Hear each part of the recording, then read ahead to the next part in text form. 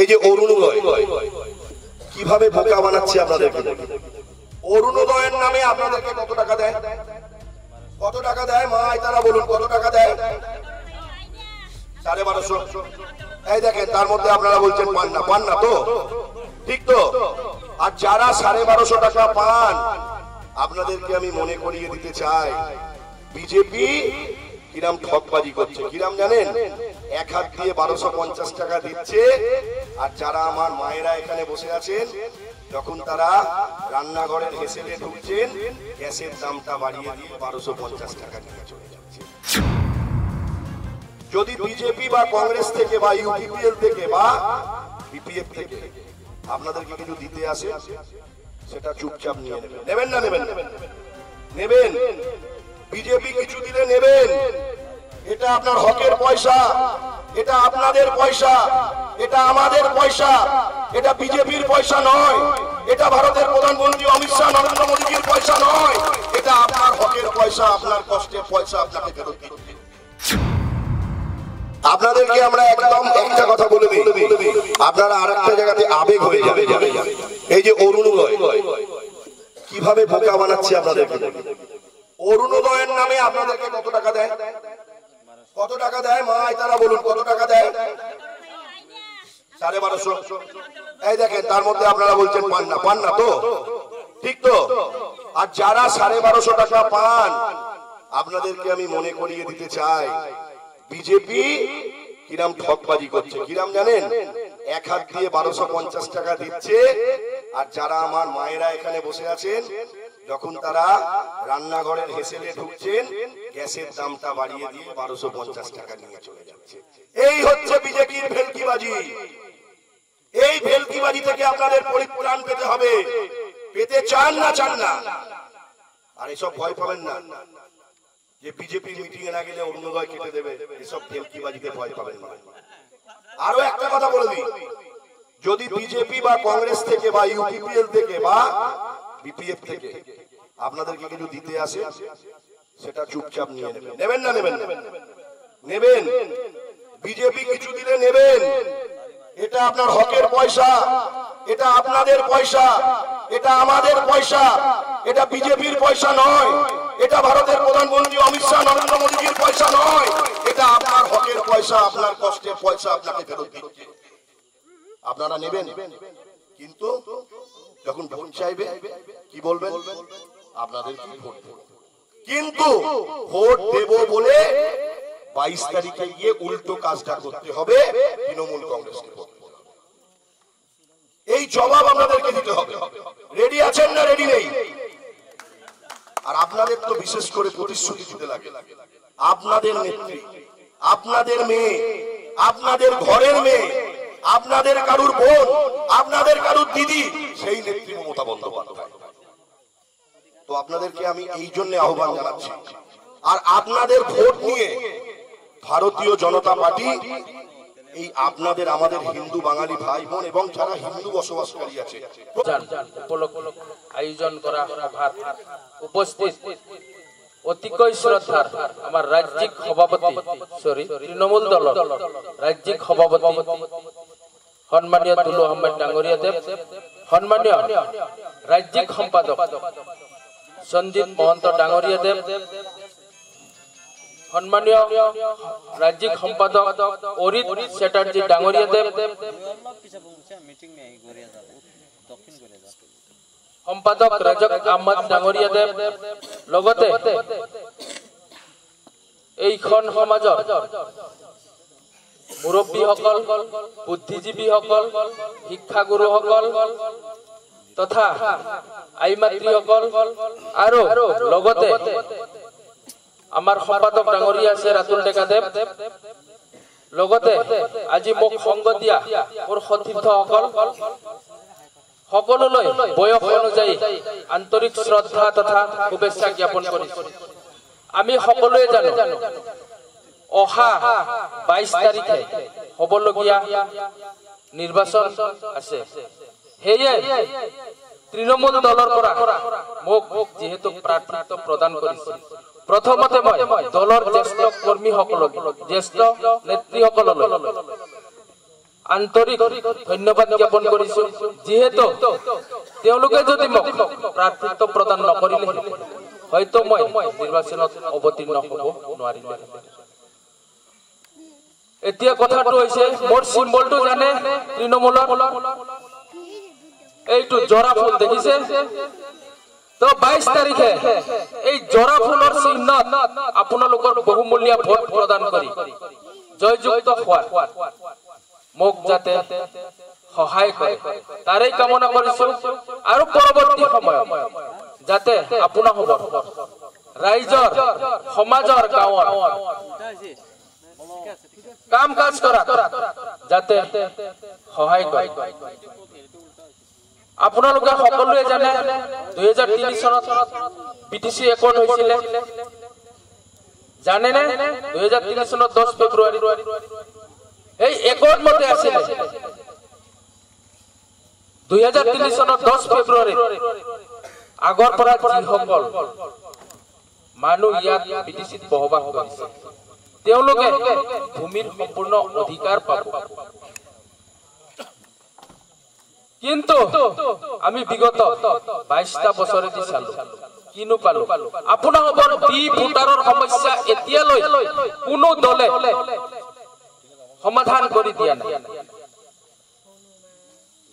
BJP আসলতে আপোনালোকক vote bank হিচাপে ব্যৱহাৰ কৰিছে কিন্তু আপোনালোকৰ যেটো ডি ভোটাৰৰ সমস্যা এটো সমাধান কৰি দিয়া নাই তাৰোপৰি মাটি বাৰীৰ সমস্যা নিশ্চয় আছে এইখিনিও সমাধান কৰি দিয়া নাই ইয়াৰ উপৰিও মোৰ গাঁৱত অৰ্থাৎ ৰাজাগড়ত উচ্ছেদৰ জাননী প্ৰেৰণ কৰিছে এই বিজেপি চৰকাৰখন তো অহাকালি আপোনালোকক যে এনেকৈ জাননী প্ৰেৰণ নকৰিব তাৰ কোনো মানে নাই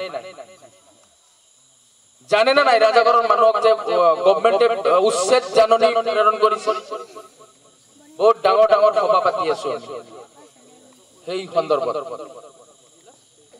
আৰু মই বিশেষ দীঘলীয়া নকৰো পৰৱৰ্তী দিনত যাতে আপোনালোকক এনেকৈ লগ পাওঁ আৰু 22 তাৰিখে হ'বলগীয়া নিৰ্বাচনত জৰা ফুলৰ চিহ্নত ভোট দি যাতে মোক সহায় কৰে যাতে পৰৱৰ্তী সময়ত আপোনালোকৰ সমাজৰ কাম কাজসমূহ কৰি যাব পাৰো আৰু কিছুদিন আগতে মই কথা দিছিলো এটা কিবা কথা দি কৰিছিলো ইয়াৰ গম নাপায় এই তাৰে মই আধাখিনি দিলো আৰু যদি মই দিব পাৰো আপোনালোকৰ এই মন্দিৰ বনাওতে মই 2 লাখ দিয়াৰ কথা আছিল হয় না আৰু যদি নিজিকো তেতিয়া কিমান দিয়াৰ কথা আছিল 2 লাখ দিয়াৰ কথা আছিল এতিয়া আপোনালোকৰ কথা 2 লাখ ল'ব নে 10 লাখ ল'ব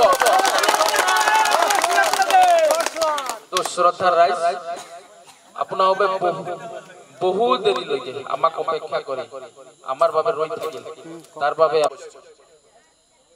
বিজয় বৈশ্য ডাঙৰীয়াই বিগত 5টা বছৰে বিজেপি দলৰ কাৰণে উত্তৰপূৰ্ণভাৱে জড়িত হৈ পিনে তেখেতে সাংগঠনিক স্তৰৰ পৰা ক্ষুদ্ৰ বুথ কমিটিলৈকে তেওঁ ইয়াত গঠন কৰি পিনে গোটেই বিজেপি দলটোৰ পতাকাখন দাঙি ধৰিছিল সেই বিজয় বৈশ্য তেওঁলোকে নিৰ্বাচনৰ প্ৰাৰ্থিত্ব দিয়াৰ সময়ত কেৱল মাত্ৰ এগৰাকী সাধাৰণ যুৱক হোৱাৰ কাৰণে এখন সাধাৰণ পৰিয়ালৰ সাধাৰণ যুৱক হোৱাৰ কাৰণে বঞ্চিত কৰি পিনে তেওঁ গভীৰ হতাশাৰ মাজলৈ ঠেলি দিছিল আৰু এই গভীৰ হতাশাৰ মাজলৈ ঠেলি দিয়াৰ পিছত তেওঁ যেতিয়া মোৰ লগত যোগাযোগ কৰিছিল মই তেতিয়া তেওঁক এষাৰ কথাই কৈছিলো যাৰ নামৰ লগত জয় শব্দটো জড়িত হৈ আছে সেই বিজয় বৈশ্যৰ জয় কোনেও ৰোধিব নোৱাৰে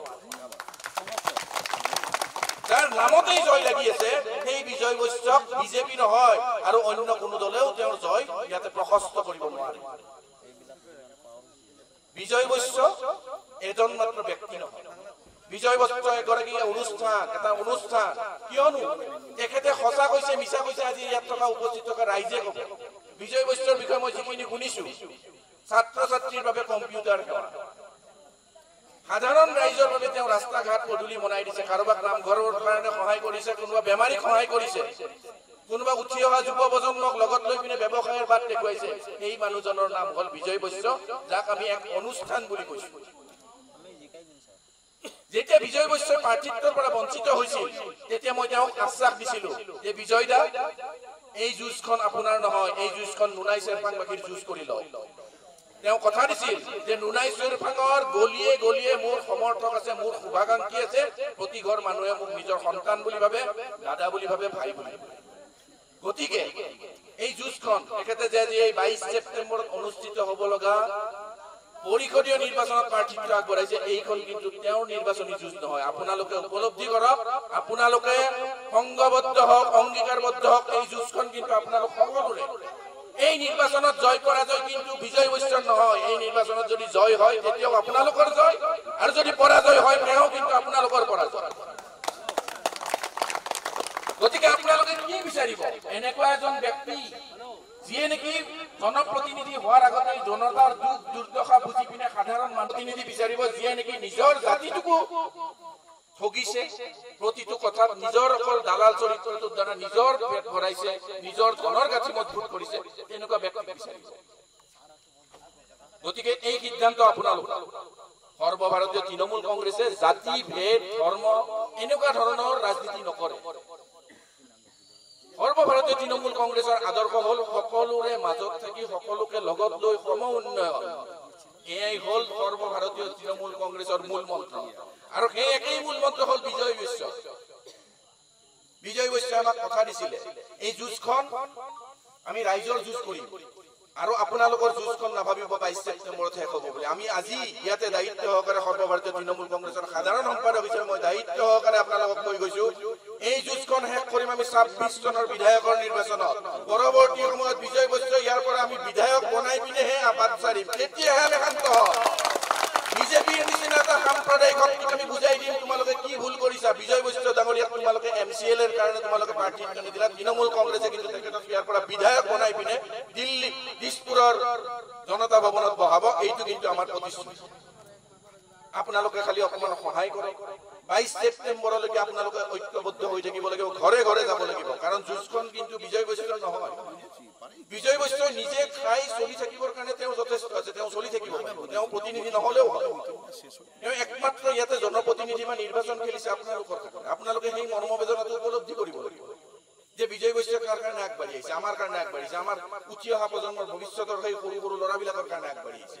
যদি বিজয় বৈশ্যৰ নিচিনা এগৰাকী ব্যক্তি ইয়াৰে জনপ্ৰতিনিধি হয়, আগন্তুক দিনত ইয়াৰে ৰাস্তা ঘাটৰ পৰা আদি কৰি স্বাস্থ্য চিকিৎসা পানী যোগান বা আমাৰ মহিলাৰ উন্নয়নমূলক সকলো কথা বতৰাত স্বচ্ছতা থাকিব, স্বচ্ছতা থাকিব, কোনো ধৰণৰ দুৰ্নীতি নাথাকিব, দালাল ৰাজ নাথাকিব।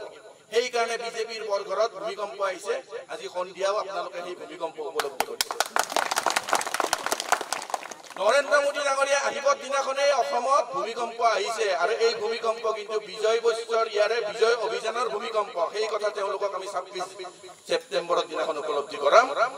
আজি আমি ইয়াত উপস্থিত হৈ পিনে আপোনালোকৰ যি মৰম দেখিছো, আপোনালোকৰ অন্তৰত যি আবেগ দেখিছো, এই অন্তৰৰ মৰম আৰু আবেগখিনিক আমি মূলধন হিচাপে লৈ পিনে আগবাঢ়িছো।